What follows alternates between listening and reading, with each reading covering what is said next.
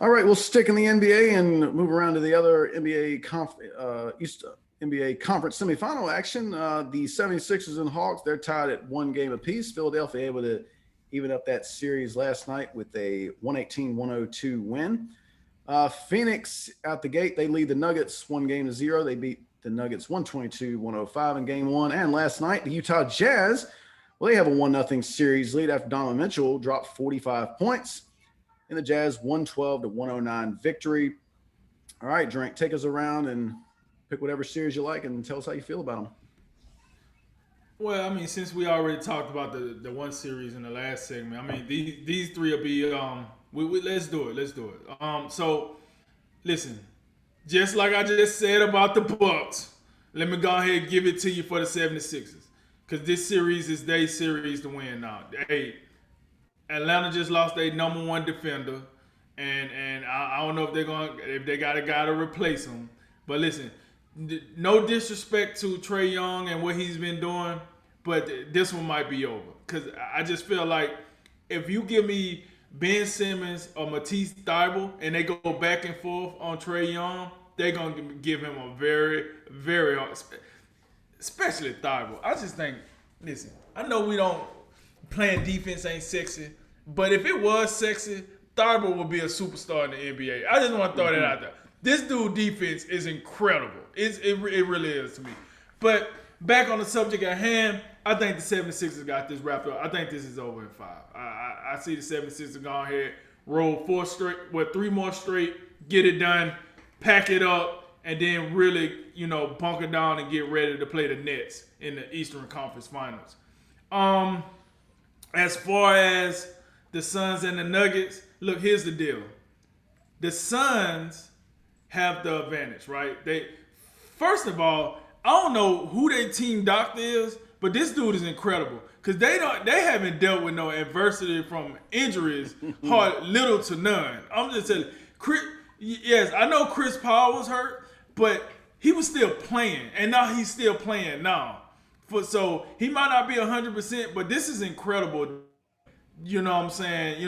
Let me knock on wood because I hate for them to play their next game and then Devin Booker or DeAndre Ayton or somebody go down. But that team doctor and those medical folks over there at Phoenix, I don't know if they got an award for the medical folks in the NBA, but they might be the recipient. This team has maintained to be healthy for majority of the year. They really haven't missed the key part for a long period of time. But to get to the game, listen, Suns, fantastic game one.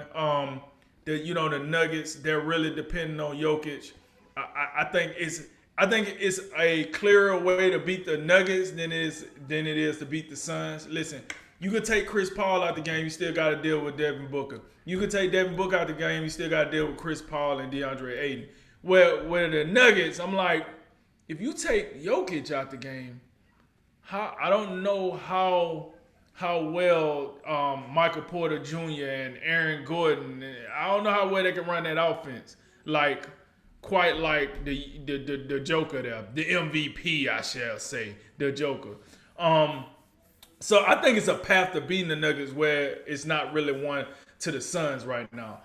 So I do think this series has it can go 7 games feel to it though, because I think once the Nuggets figure things out, they're gonna get the rolling. But as I look at that series, it is a way to beat the Nuggets, and I want to see if the Suns keep doing it. If they figure this out, they might be shorter than I thought. And then you got the Jazz and the Clippers. Listen, this guy Donovan Mitchell been undefeated in the pro season so far. The only game the Jazz lost is the game he didn't play. I'm gonna throw that out there. That's pretty, good little nugget. I'm gonna give him his shine because what I'm about to say next might not be so beneficial to the Jazz. Listen, they won the first game. Cool. I got it. Boom. But it's about to get rough from here on out. I think. Listen, if I don't got no confidence in PG-13, which I got very little, I definitely got confidence in Kawhi Leonard. Listen, I got confidence in what he's doing, and I think.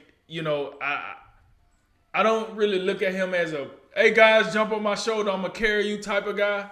But I definitely look at him as a, hey, watch me take over this game type of guy.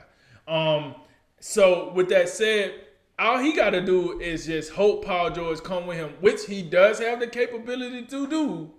And I think the Jazz are in trouble because listen, I got it. Number one 3-point shooting team. Number one, yeah. Okay, cool. But your center ain't. He's not. For all the good stuff I hear about Rudy Gobert, he's so bored. Like he's not that big of an offensive threat. And I feel like Zubac can. I don't know why, but I really feel like Zubac could have got a lot more done against Rudy Gobert because Rudy Gobert is like Anthony Davis in this sense, just in this sense.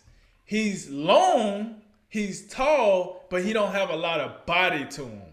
So if you can run that body into him and keep bumping him, eventually they don't like that. That's why Anthony Davis don't like to play the five because he don't like to play against the bigger, thicker bodies that's usually in the fives. So that's why I think that's the key to Rudy Gobert. Just go into him. Like people like try to get around him where he can use his arms and his length. Yeah. And this is why he the defensive player of the year.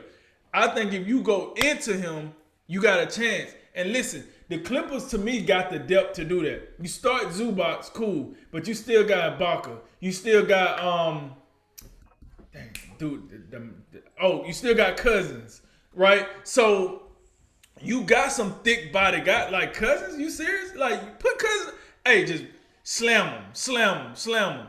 Once you get Rudy Gobert out of there, my whole point is their defense is not the same. And then their offense is going to take a hit too because whoever over there playing defense got to get ready to be a two-way player at that point. So you do that, you make Donovan Mitchell play. I think the Clippers, I honestly think they're going to win this series in 6. I see this series, I see the Clippers winning this in 6.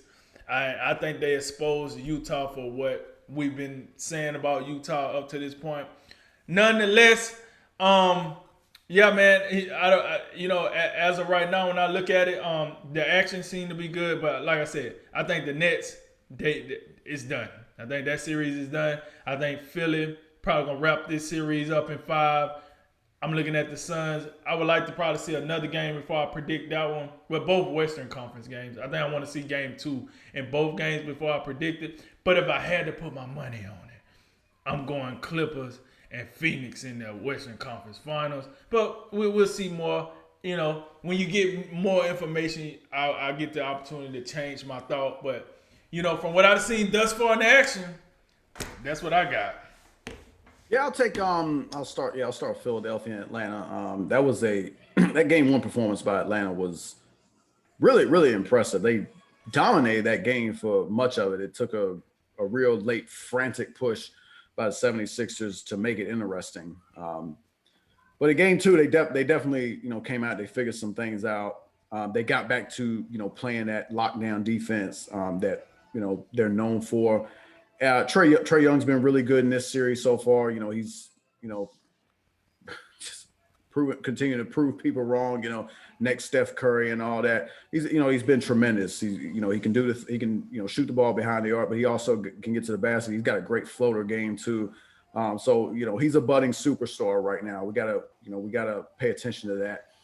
I do think the loss of DeAndre Hunter for the rest of this postseason, that's a really big deal. I like Solomon Hill, but I would like this lineup a lot more if it was Trae Young, Bogdanovich, DeAndre Hunter, John Collins, and Clint Capella. That's a starting 5 to be reckoned with, no matter what. But their depth pieces have also been really good. Kevin Huerter, he's had a really nice series so far.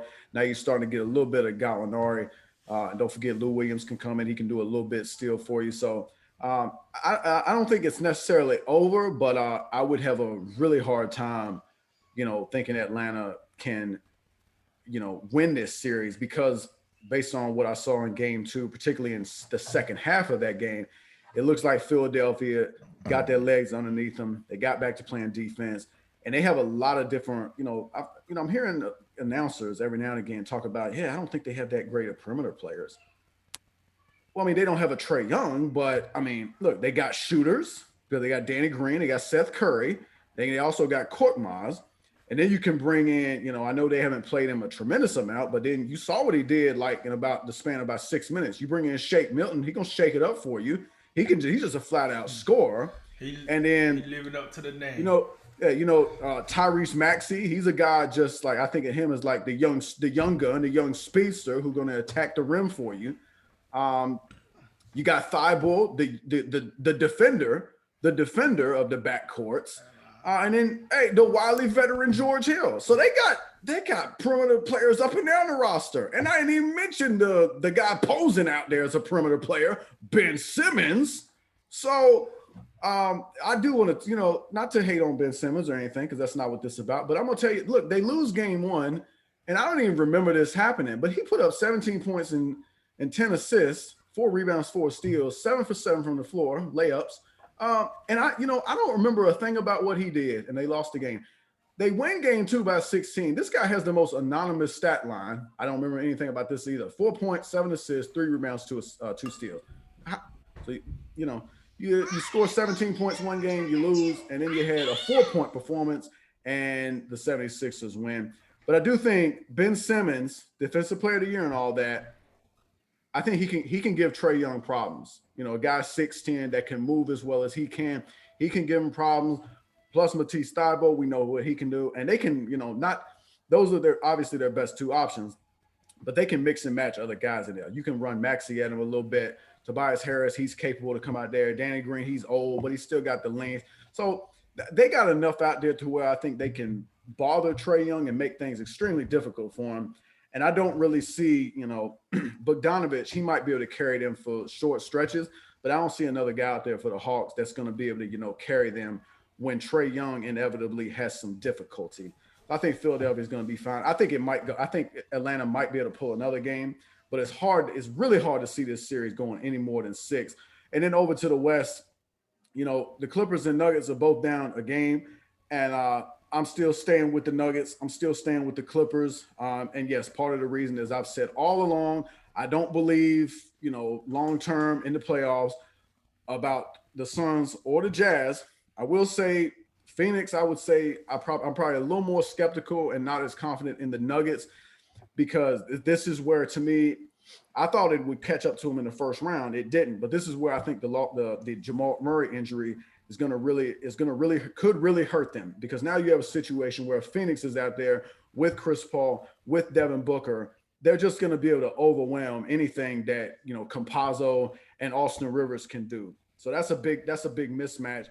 Denver has to overcome that in the front court. That's where they have a little bit of an advantage with Jokic, with Michael Porter Jr., and with Aaron Gordon. Phoenix has a fine front line themselves, but if I gave you Gordon, Porter, and Jokic, you're going to take them every day of the week against DeAndre Ayton, Mikal Bridges, and Jay Crowder. No disrespect. Plus, you can bring in Millsap off the bench, and you can bring in Jermichael Green as well. That's a great 5-man rotation that they have. Phoenix may very win that series. And if they do, I think it'll be on the strength of their backcourt, but plus their balance. 4 guys scored, all 5 starters scored in double figures, and 4 of them had 20 points or more. So their balance, that is going to be difficult for Denver to overcome. But Jokic, moving forward, Jokic got to show us why he won that MVP award, and that's what we'll MVP. See. That's what we'll see. And the Clippers, this almost lines up to a little bit how the Clippers played in the first round. They got down 2-0. Then they came back and won 2 on the road. They lost game 5. That series with Dallas was all over the place. So the thing about losing the first game, they're not in unfamiliar territory. They've shown that they're resilient. They can bounce back. And, when you count the Clippers out, there's that inevitable claw that's going to come for you, and that's Kawhi Leonard. Kawhi Leonard, I think Joel Embiid, to me right now, Joel Embiid is the best player in this postseason. But if I had to pick a number 2, I'd probably take Kawhi Leonard right now, and I might move him up to number 1. That's subject to change. What he did in game 6 and 7 against Dallas is something that we ain't been able to talk enough about. But I think that we could see more of that as this series goes along. And I think in regards to Rudy Gobert, Serge Ibaka isn't back yet from an injury. They still playing their own version of small ball with Nick Batum in that starting lineup. Then you got Jackson, Paul George, Marcus Morris, and Kawhi, respectively. So Rudy Gobert, I think they might as well just send all 5 guys on the perimeter and make Rudy Gobert come out in the perimeter where he's where he's less comfortable. I think that's what they should do until they get Ibaka back in the lineup. But I don't think the Clippers are that, uncomfortable playing, with all 5 guys on the perimeter, because that's the best 3-point shooting team in the NBA. They just got to play. They got to play a little bit more consistent defense. When they turned up the defense against Dallas, that was the difference. Kawhi Leonard coming out there, he's got to take the challenge of Donovan Mitchell, same way he did against Luka Doncic, and I think he will. And I think the Clippers are going to come back. They'll win that series in 6 or 7.